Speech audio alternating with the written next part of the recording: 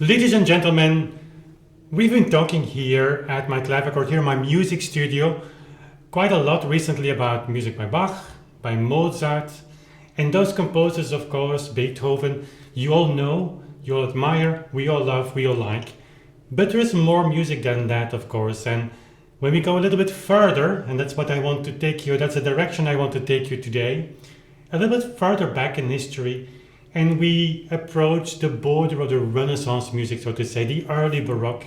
There has been written so much music that definitely is going to make a difference in your musical lives, in your life maybe in general, because that music brings something that later music somewhat lost. Not entirely, of course, because music is a little bit about the same thing, but this music that we're going to talk about today, if you don't know it, and also if you know it, can make a difference in your life, and maybe also an additional layer to the music that you play or like to play on your piano, on your clavichord, harpsichord, digital piano, or whatever. I'm talking about a piece of Jan Pieterszoon Sweelinck, and that sounds Dutch because it is Dutch. Sweelinck lived in Amsterdam much before Johann Sebastian Bach was born, in fact. I should have looked up his numbers, I always doubt, end of 16th, 17th century, 1562, 1621. He was organist in Amsterdam and he wrote quite some music. He is considered to be the father of the organist. So in a way, he is one of my musical fathers, so to say, because I'm an organist in the first place as well. Well, that's at least the instrument that I started studying the first. So his music is considered to be written for organ, for keyboard, whether it is like a spinet, the harpsichord, clavichord was not this clavichord was not really a thing back in the days, but you can play it on the piano, you can play it on a digital piano, and it will maybe make your life so much richer, because it's the origin of much of the later music that we admire still today so much. So what I'm going to do is play an Echo Fantasia for you, I'm going to demonstrate like a few minutes. We will see how far I come, because I guess very few people of you watching right now are actually familiar with this music. This is a piece that is considered to be a piece for organ, and an Echo Fantasia literally means that you have some motifs, melody if you want, which is repeated on another manual, and so you create in a big church even like this beautiful echo effects that people liked, and they would like that still further in time, because in the North German school, the school right before Bach, Buxtehude, the person that Bach went to, admired so much, this North German organ school, they used that really a lot on these big organs they have, and they had and still have today. So, but all of these effects can of course be copied, so to say, on a keyboard instrument like a piano or a clavichord, where you can play louder and softer, on a harpsichord when you have two manuals. But even that, it's the effects is not the main thing of the music. I could have chosen another piece, it's the same thing.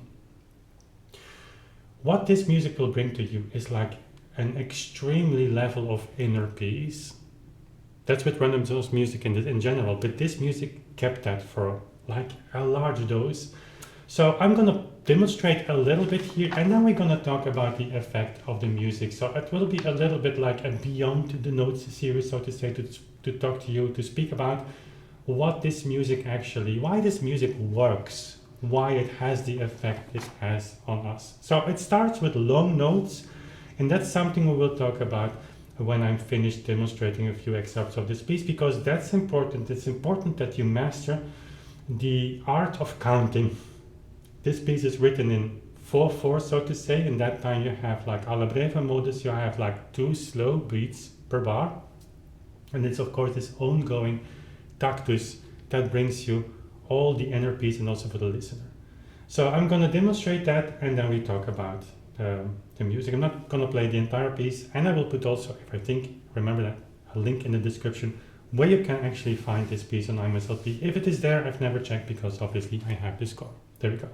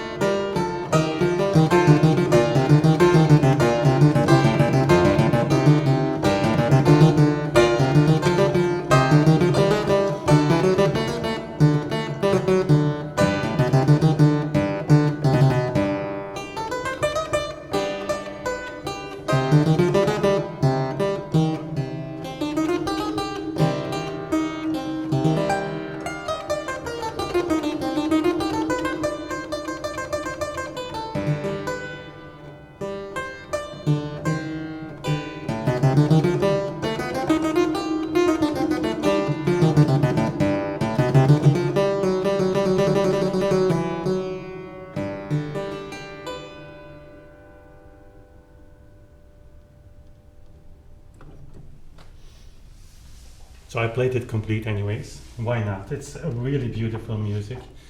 Let me know in the comment section if you know this music and if you enjoyed that and if you would like to know more about it. I once made a video, recorded this piece like in the little chapel that we have here close by. It was a few years ago. You have to search it on my channel, you will find it. On a very, much older actually clavichord, a copy of an older instrument that was maybe a little bit more in line with this music and with that time.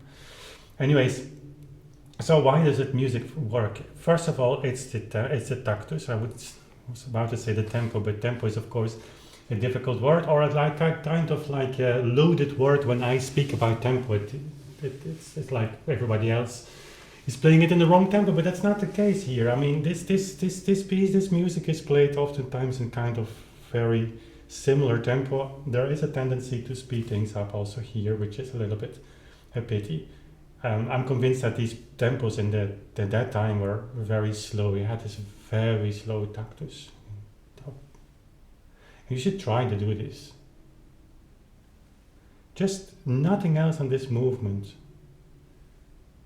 That's the foundation of this music, and it's very simplified what I'm saying now, but most of this music you can play in a tempo that's very similar. So they didn't, in that time there was not something like the individual expression. Let's take like another time signature and have a 6/8 here and have this and have that and add some faster note values. It was always, most of the time, the same structure. You had long notes at the beginning, and then later on you developed into 8, and then in 16th notes. Sweelinck is a master in that.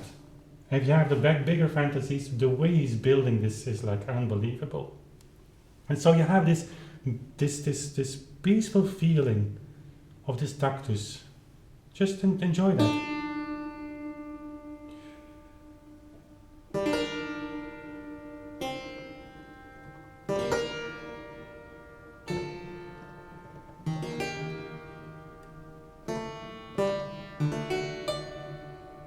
It's unbelievable, right? In fact, nothing happened. We went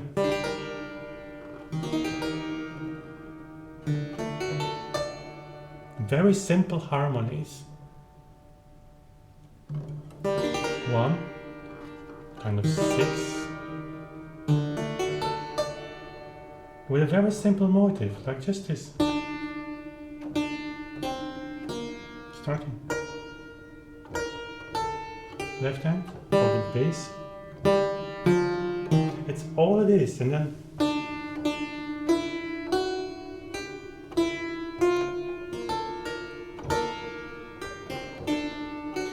all of that happens on top of this foundation of the tactus, which is essential.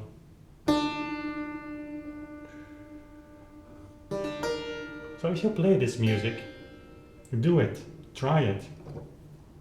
You have to feel this inner peace of this movement. It's difficult because playing in an alla breve style, this is the real alla, it's not a real alla breve in like what later sense, but let's not talk about that now. It's with the 16th notes and things like that. This is a kind of a little bit of a different type of notation than what you would have, and not always, in Bach's music and later. It is much more connected, or it's much connected to the old church notation with open notation, so a lot of whole notes, half notes, and you could say 16th notes as ornamentation, but they affect the overall tempo, of course. In a way, for those of you interested, you could say that this is like a kind of very early stage of what the French would later describe as a mesure à 4 temps vite, so the fast 4/4 time signature, contrary to the common time, which is mesure à 4 temps long, so the 4 with 4 slow movements. That's the tempo ordinario. That is also the tempo that in Bach's time actually became the standard. This was not yet the case in Sweelinck's time. So you have your very slow tactus, and that's very difficult, because if you have difficulties with that, you just count in 4. 1, 2, 3, 4. 1, 2, 3, 4.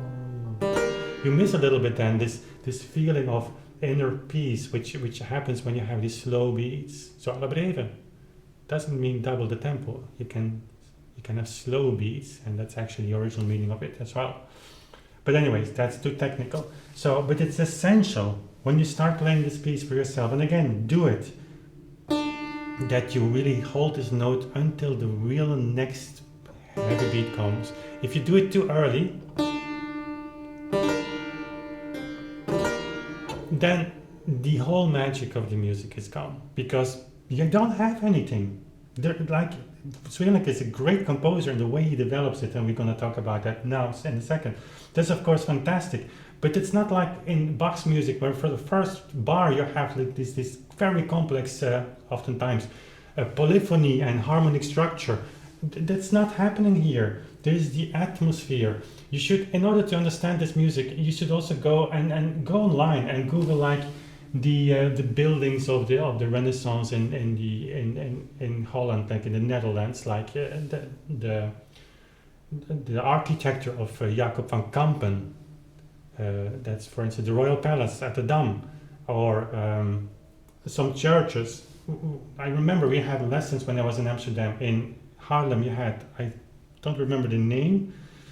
It was like a church, a little bit hidden, built by Jacob van Kampen, and it's this pure form. Pure, I mean, like, of course, in this Calvinistic whatever. For a guy living in Belgium, I'm always missing these different types of religions that you had in that time, because we only had Catholicism here. But anyways, in that style where it's like no ornamentation, just a pure form, and the proportion is unbelievable. And then playing this music there, it's like a unity that really calms you down as a human being. And our time needs that. So our time needs more of this music. But you need to have the courage to hold this note long enough.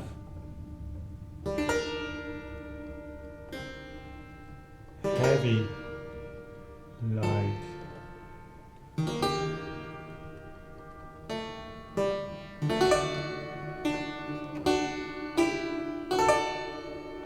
So here, keep the tempo. Of course, this dissonant works on an organ beautiful.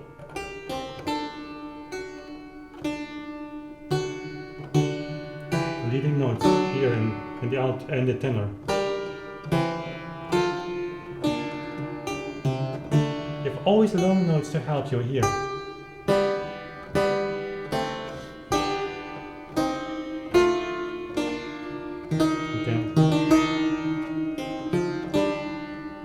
Okay. New motive.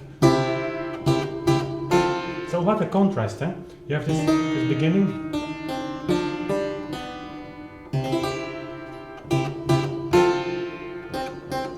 Starts the imitation.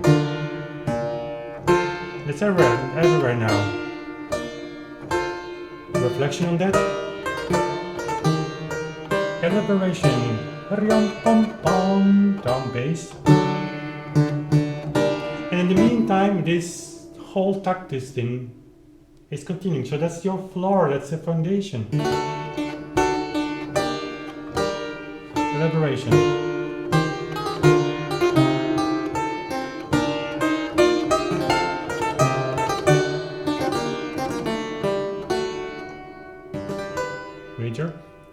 So nice closure here.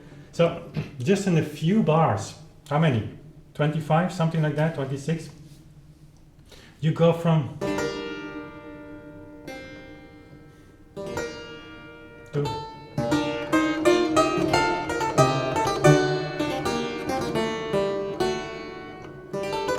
Sweelinck is a master in like building these. It's like Beethoven, like building these climaxes, and then what does he do? He starts all over again. But of course, like with the slow notes, but with a new motive.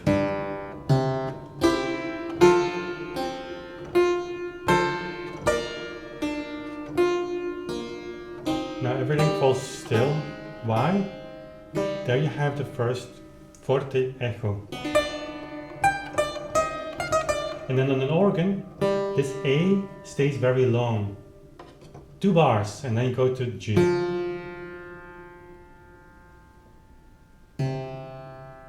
Very simple harmonies, but they work. I will show you in a minute what the effect of the harmonies is here. And on a keyboard instrument, the piano of course has a little bit of longer sound. Harpsichord as well. The clavichord, you might need to just break the notes a little bit to give them a little bit more space, or just to repeat the bass. But that's like something that's organically, naturally, you're allowed to do that. It's like, but here, since Sweelinck is tying these notes, this is clearly meant for organ in the first place. But again, and it was played on these kinds of instruments. It's too much. It's too enjoyable. Echo. Forte. Echo.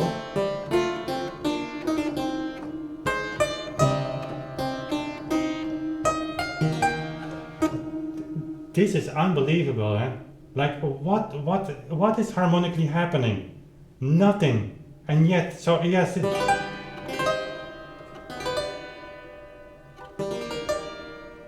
And then A minor, it goes not to G major, but it's like you won't find this kind of transition in Bach's music.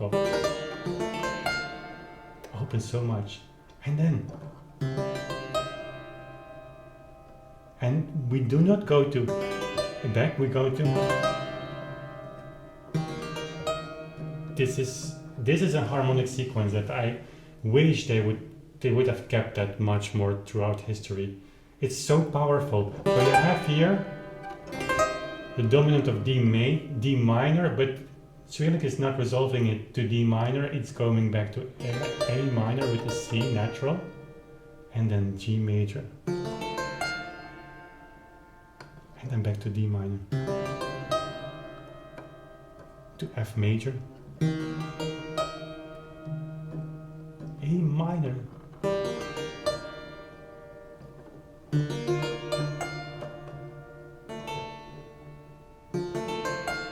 chromatic lines,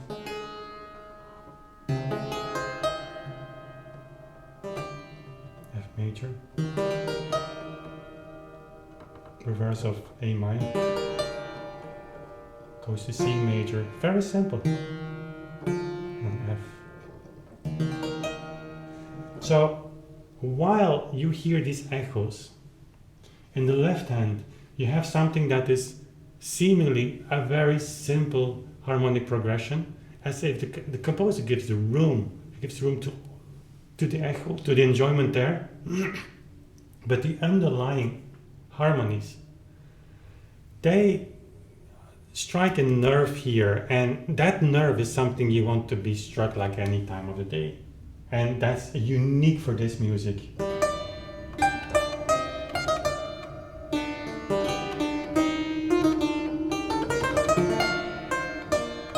It helps, of course, the melody of the motif here, the D minor, F major now.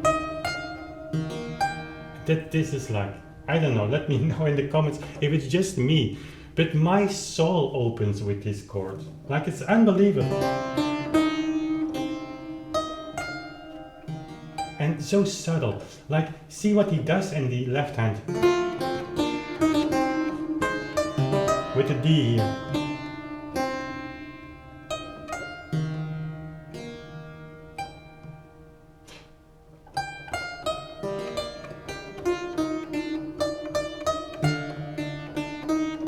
And that continues, and then you have, of course, some chromatism. Then comes the eighth notes.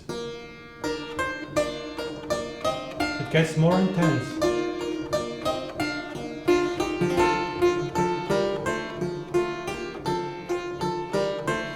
D minor.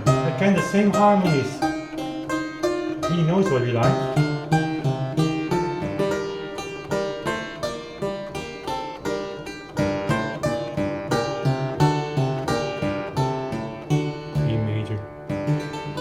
Same closure as we had before. And then again, it goes back to A minor. F major, C major, it's all like in the same range. And then you don't have like F major, D minor, you have like other terminology for these keys, but I mean, whatever. We go back to the original tactus, melody in the right hand.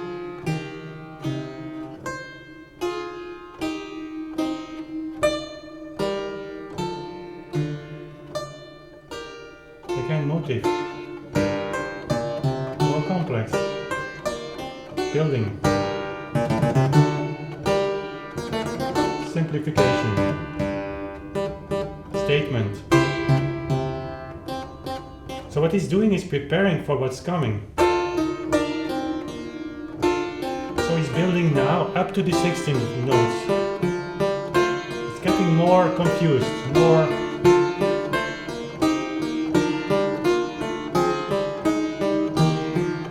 Still you have this the tactus is there.